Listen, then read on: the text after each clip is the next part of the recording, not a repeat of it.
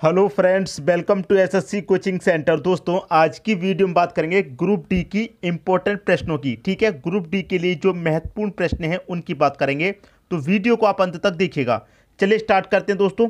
पहला प्रश्न है, 38 रुपये पर केजी के चावल को 44 रुपये पर केजी के चावल से किस अनुपात में मिलाया जाना चाहिए कि मिश्रण को 52 रुपये पर केजी पर बेचे जाने पर 30% का लाभ हो। ठीक है, अब यहाँ पर हमें दे रखा है 38 रुपये पर केजी। 38 रुपये पर केजी के चावल को किस में 44 रुपये पर केजी के चावल के साथ मिलाना है। जब मिला देते हैं तो इनका मिश्रण कितना हो जाता है दोस्तों, यहाँ पर 52 रुपये पर केजी पर बेचे जाने पर 30 रुपये का लाभ हो रहा है, 30% का लाभ।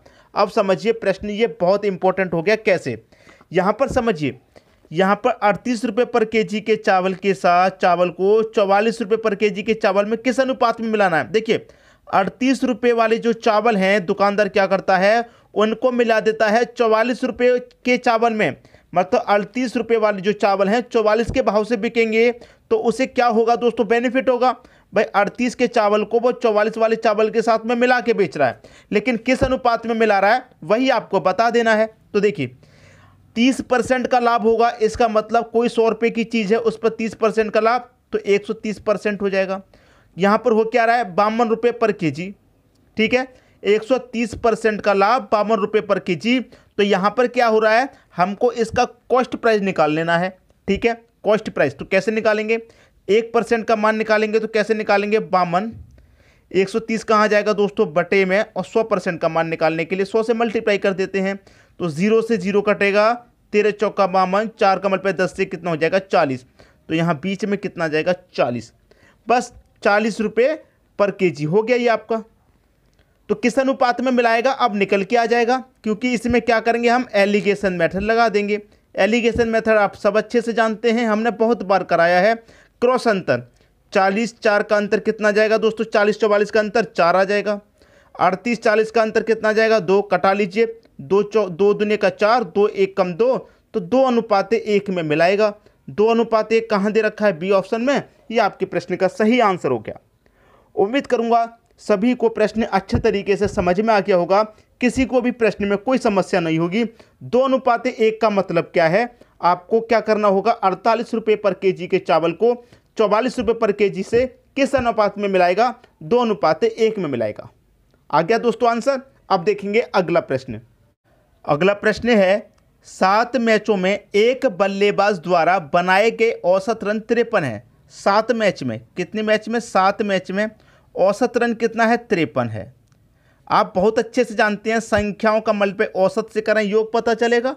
तो संख्या का मल्टीप्लाई औसत से करेंगे, 7 त्रिक का 21 का 1, कैरी का 2, 7 पंजे 35, कैरी का 2 कितना हो जाएगा, 37। तो योग हो गया 371। फिर क्या कह रहा है कि अन्य 9 मैचों में औसत 33 है। अन्य के जो 9 मैच हैं उनमें औसत कितना है, 33। तो इनका योग कितना हो जाएगा, 9 का मल्टीप्लाई 33 से कर देंगे, 9 त्रिक का 27 का 7, कैरी का 2, 9 त्रिक का 27, कैरी का 2, 29। ठीक है, फिर क्या कह रहा है कि 16 मैचों में बल्लेबाज द्वारा बनाए गए औसत रन कितना है, 16 मैच में। ठीक है, तो 7 और 9 कितना होता है, 16 होता है। तो 16 मैच में टोटल रन कितने बनाए हैं, ये जोड़ लीजिए, 1 और 7 8 हो जाएगा।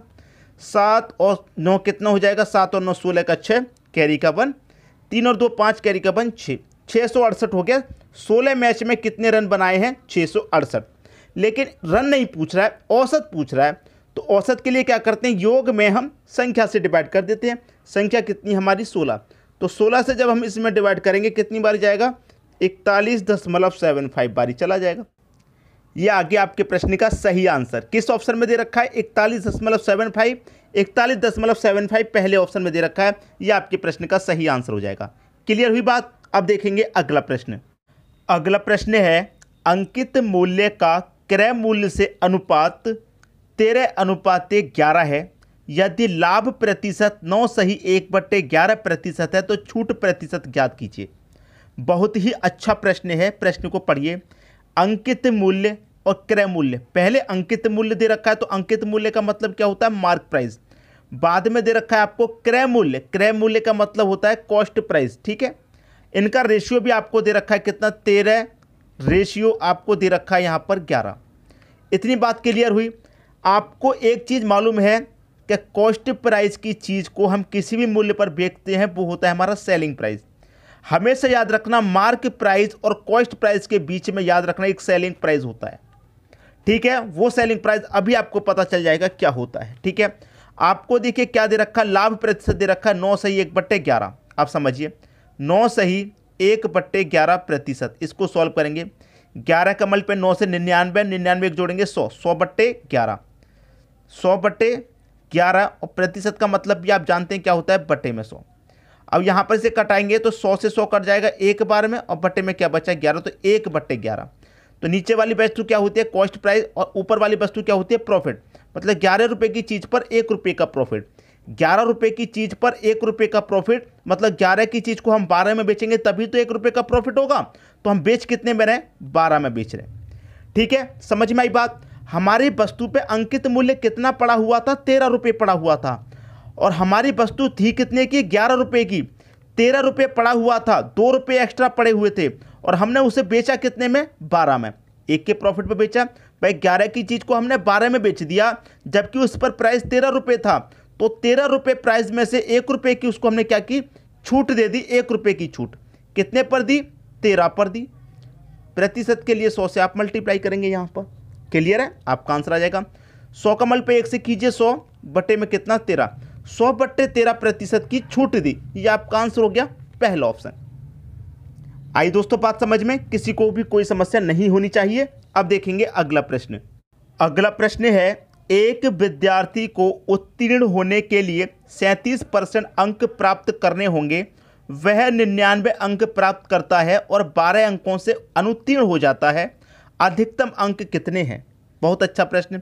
एक विद्यार्थी को 37% अंक चाहिए पास होने के लिए, 37%। ठीक है, वो क्या करता है, 99 अंक प्राप्त कर लेता है और 12 अंक से फेल हो जाता है। अगर ये विद्यार्थी ये 12 अंक जो प्राप्त नहीं कर पाया है, जो 12 अंक से फेल हो गया है, अगर ये विद्यार्थी 12 अंक और प्राप्त कर लेता तो वो पास हो जाता, फेल नहीं होता। ठीक है, तो कितने के हो जाएगा, 37% बराबर 99 और 12 111।